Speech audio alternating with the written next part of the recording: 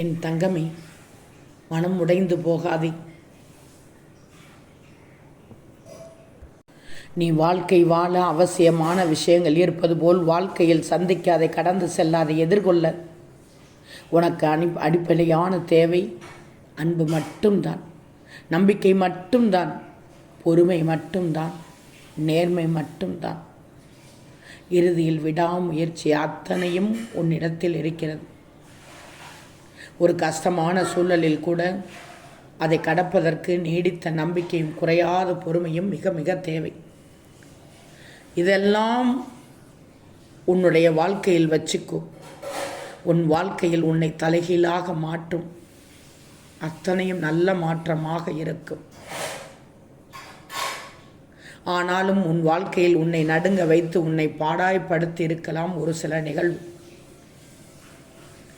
அந்த இடத்தில் நீ என்ன செய்தாய்? முயன்று மீண்டு வருவேன், என் சாயி இருக்கிறார் என்ற நம்பிக்கை இழக்காமல் பொறுமையோடு அந்த சூழலை நிரந்தரமானது அல்ல என்று நேர்மறை எண்ணத்தில் எதிர்கொண்டு அடுத்த கட்டத்திற்கு வந்தாய்.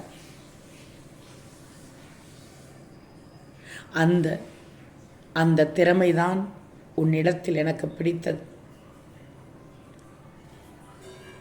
என் செல்வமே, யாரிடமும் வாக்குவாதம் செய்யாமல் இருக்க வாழ பழகிக்கொள். கோபத்தை தவிர்த்து விடு.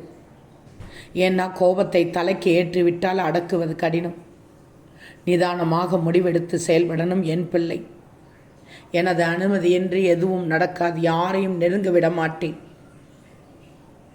நீ செய்து கொண்டு இருக்கும் பணி அற்புதமானது.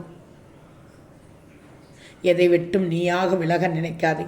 தேவையில்லாமல் இந்த நேரத்தில் உன்னை நீ குழப்பிக் கொள்ளாதே.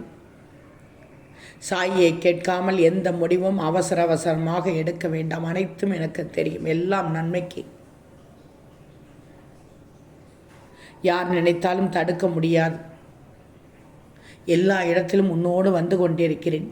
உன்னை நீ யார் என்று கேட்டு உணர்ந்து கொள். மனதை ஒருநிலைப்படுத்து. உன்னை நீ மாற்றிக்கொள்ள பழகு.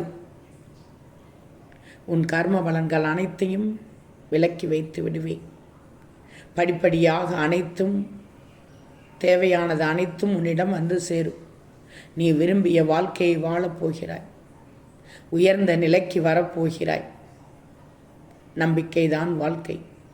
உன் அப்பா நான் இருக்கிறேன். ஓம் சாய்ராம்.